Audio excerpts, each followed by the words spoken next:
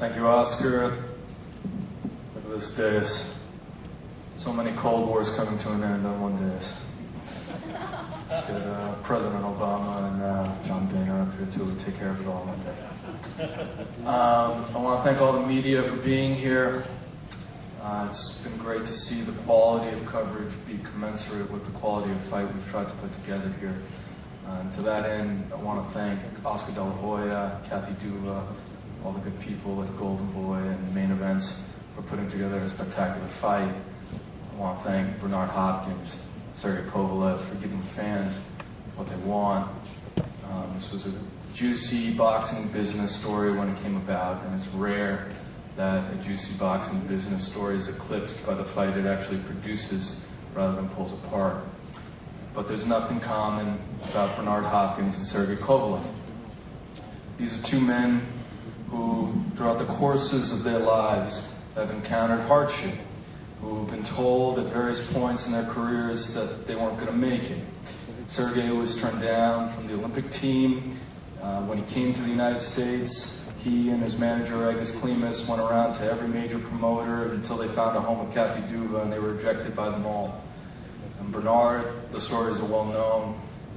He's part of a very elite club, though, that includes Benny E. Leonard and Henry Armstrong, fighters who have carved out Hall of Fame careers after losing their first fight, and shows and is a reflection of an incredible mental fortitude.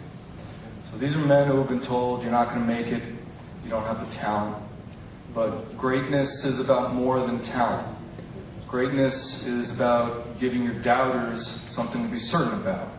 And Bernard Hopkins has made a reputation and a career of doing just that. Greatness is about seeking out moments of hardship, crisis, reckoning, because men like this who want to become legends seek those moments out because they know they excel best in those moments. That's why we all watch sports. So it's a privilege to have one man who's seeking to be great, another one who's an all-time great, not just in this sport, but I would say in any sport. And it's a privilege for us to have Bernard on our network for the 22nd time come Saturday night. It's an unbelievable achievement in a career that's lasted so long.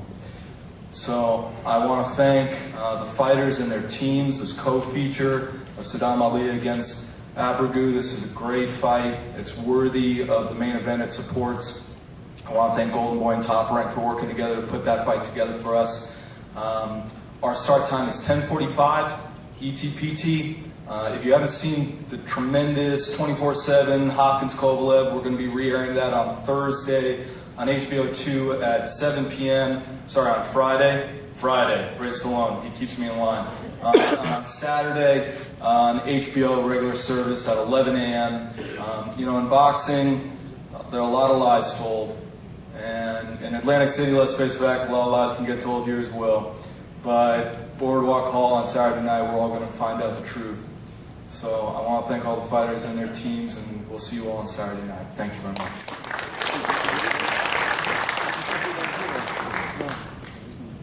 Thank you very much, Peter. Now, at this moment, to introduce to you the opening bout of the televised portion of the event, live on HBO, I would like to call up to the podium a good friend of mine. Peter, you did mention the Cold War being over. Well, this is just an indication that we at Golden Boy Promotions are willing to work with any promoter out there in the world just to make the fights that the fans deserve. And so it is my pleasure and my privilege to introduce to you the Vice President of Boxing Operations for Top Rank, that is Carl Moretti. Carl.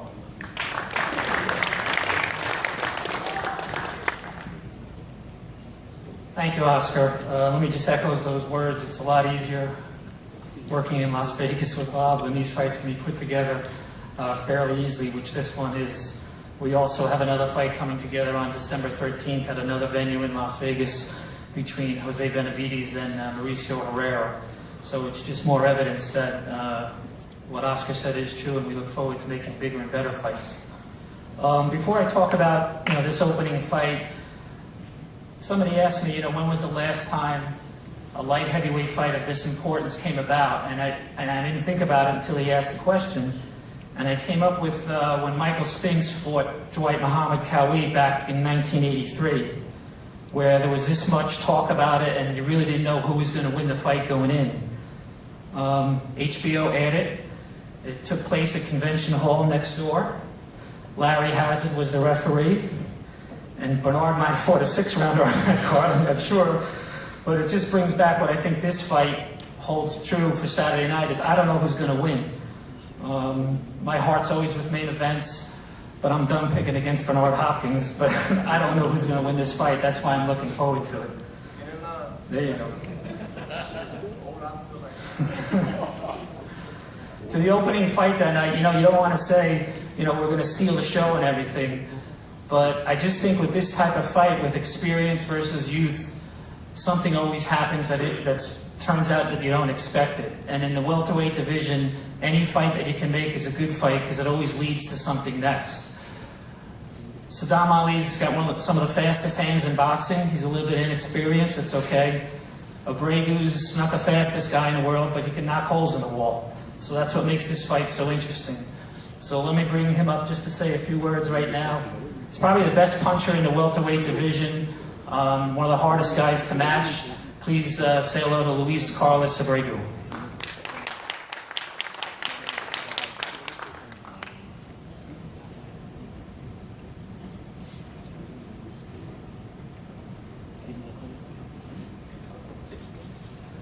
Bueno, hola, ¿qué tal? Buenas tardes. Bueno, nada, quiero agradecer a las empresas, a las organizaciones, a Top Rank, Golden Boy, y a todos los organizadores de esta pelea por convocarme y por hacerme parte de este gran festival. First of all, good afternoon to everybody. Thanks for having me here. I want to thank Top Rank, I want to thank Golden Boy, and everybody that helped put this together, HBO and all the staff. Bueno, y también a Saddam Ali, darle las gracias por aceptar esta pelea. La verdad, bueno, los conozco, son buenas personas, pero bueno, hoy el deporte nos puso en competencia y bueno, hay que competir y nada, después creo que todo es normal, el deporte es así, cuando hay que disputar una pelea, creo que a la hora de pelear nos vamos a tirar todo, I also want to thank Saddam Ali and his team. They're very good people. This is a sport, and in the ring we're going to fight. After the fight it'll be all back to normal again, we'll be friends again, but in the fight it's going to be a fight. Bueno, los que vieron mi pelea ya conocen mi estilo. Soy un boxeador que se brinda para el público, un boxeador que va al frente, un boxeador que busca la victoria, un boxeador que busca también de dar espectáculo para todos aquellos que van a mirar boxeo, así que esperemos que la pelea del sábado salga muy buena y que nos brindemos ambos para pelear. And you all know my style. I'm here to give the fans a great fight. Let's just both put it together, give everybody what they're here to see, and wish the best man. Bueno, desde ya creo que no tengo mucho para decir. Creo que todo lo que hay que decir va a quedar ya para el día sábado arriba del ring, así que bueno, desde ya muchas gracias a todos y nos vemos el sábado 8. And now there's not much more to say. Let's leave it for Saturday night, and I want to thank everybody and tune in. Thank you very much.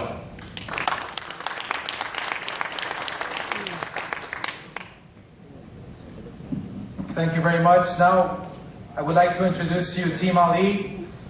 First off, let me acknowledge, and he is in attendance, he is the father of Saddam Ali's, that is David Ali. David, you here? Just want to acknowledge. Also, at this moment, let me acknowledge who's not in attendance, Andre Rosier, who is Saddam Ali's trainer, who does oh, here he is right there, does a wonderful job. and obviously preparing Saddam and getting him in the best shape possible for this fight on Saturday. Saddam World Kid Ali. He hails out of Brooklyn, New York. He has a perfect record of 20 fights with 12 knockouts. He was a member of the Olympic team in 2008 for the U.S. He's looking forward to make a huge statement on such an important event on Saturday night.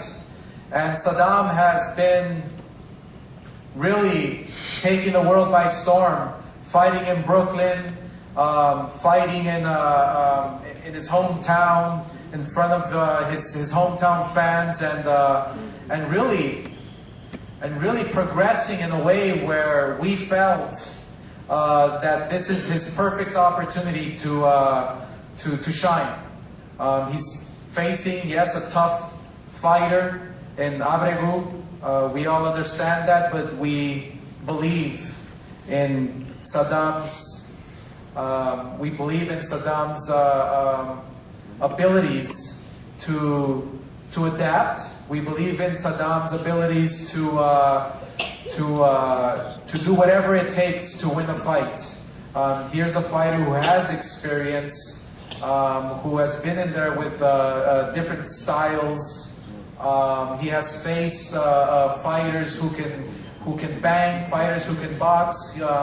So I believe Saddam is a fighter who is the total package in terms of being a complete fighter. He can box, he can fight, he can adapt to anything. So let me introduce to you, with a record of 20-0 and 12 knockouts, out of Brooklyn, New York, that's Saddam World Kid Ali. Good afternoon, everybody.